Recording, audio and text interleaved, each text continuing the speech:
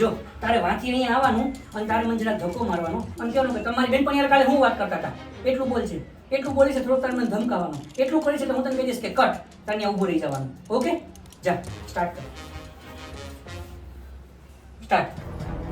તમે બેનપણીને હું વાત કરતા રે? જ્યારે ત્યાં મને પછી ધમકી આપો છો, હું વાત કરતા હતા તમારી બેનપણીને. હું કટ કરતી માંડો છો. મારી એ બેનપણી આ પાછ તમે લોખરા ચાલુ કરી પાછો મને કટ કે તારી ગોળ ચાલુ હોય ચાલુ બોલતી નથી. જો આ ભાઈ બોલતા નહીં પછી આખો દી બેઠા હો છો, અમારા કપડાને ઇસ્ત્રી કરજો. તારા ટી-શર્ટની એક બે ને હારા ત્રણ લગન છે તો આનો તે મારો જીવ બગાડી નાખ્યો છે. મારી મારીને પાડી દેજો. કોઈ દિવસ મને કઈ કીધું જ નથી તો ધ્યાન રાખજો તારી ચરબી ના કાઈ નહીં, હું ઘડી કરતો તો નવી રીતે ઇસ્ત્રી કેમ કરીને ચેક કરતો હતો. તારા કપડા માંથી બહુ થોડા લાગે છે. जिंदगी ने मोड़ लिया कैसा हमने सोचा. અને આની ઉંમરના આપણે હતા ત્યારે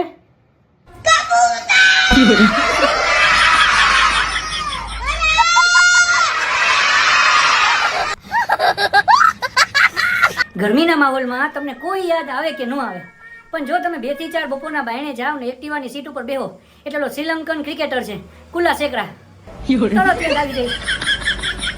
પોટલા પાડી નીકળી છે, મને જવાનું મન નથી. ભગવાન, ઘરની બહાર જેટલી મારી બેનપણી છે ને એ બધાયના સૂર્યના તાપથી બચાવ છે. ભગવાન, હા ને ભગવાન, મારા જેટલા ભાઈબંધ ઘરની અંદર છે ને એને બાયડીના તાપથી બચાવ છે ભગવાન. એટલે તમારું હું કહેવાનો મતલબ થાય? હું તમારું કઈ બગાડું છું? હું તમારું બધું માનું છું? તમે જેમ કહો એમ રહું છું? તમે જેમ કહો એમ કરી દો? બધું ખાવાનું બનાવી દો? તમે ભાઈ સંતા તરફ જ વયા જાઓ? હું તમને નથી કહતી. તમે ભાઈ નથી જતા. ખાલી મેં કીધું તમારા છોકરીને લઈ જવાનું થાય તોય તમને ના પાડી, તો હું તમને કઈ બોલી તો તમે શું કરી દીધું? એ તમે કઈ બગાડ્યું છે તો મને હું કઈ મજા આવતા કાઢો છો? લિફ્ટમાં ઓલા બિયાર હું બોલ બોલ કરતા હતા. અરે હું નતો બાતતો, તને મેં કેટલી વાર કીધું, ઈ મારી હારે બાતતા હતા. હું બાતતા હતા ઈ ઓલી. અરે ઈ લિફ્ટમાં અંદર આવ્યા, એના હાથમાં છોકરો હતો એટલે મેં કીધું કે બીજો કે ત્રીજો, તો મને કે હજી મારા લગ્ન નથી થયા, બોલવાની ખબર નથી પડતી ને આમ ને તેમને મને કેટલું બધું બોલવા માંડી. એટલે મેં કીધું મારી બેન, હું તને એમ નથી કહેતો, એમ કહું કે બીજા મારે જાવ કે ત્રીજા મારે, એટલે મને ખબર પડે. હવે તું કાઢી લઈને બેસી જા. મારો એક ફ્રેન્ડ છે ને એને વોટર પાર્ક છે, તો કાલ રાતના એ મારી ઘરે બેહવા આવ્યો, તો એ એટલો ડિસ્ટર્બ હતો હું એલા હું થયું તને કાં આવી રીતના છો? એ કે યાર ખબર નહીં કે ખબર નથી પડતી. વોટર પાર્કમાં અમે હવારના 25,000 લીટર પાણી નાખી અને એ હાઈન થતા 25,000 ને 800 લીટર થઈ ગયું હોય. એ કે 800 લીટર પાણી રોજનું વધવા માંડ્યું. એટલે હારી મને ખબર ન પડી હું કામ થતું છે.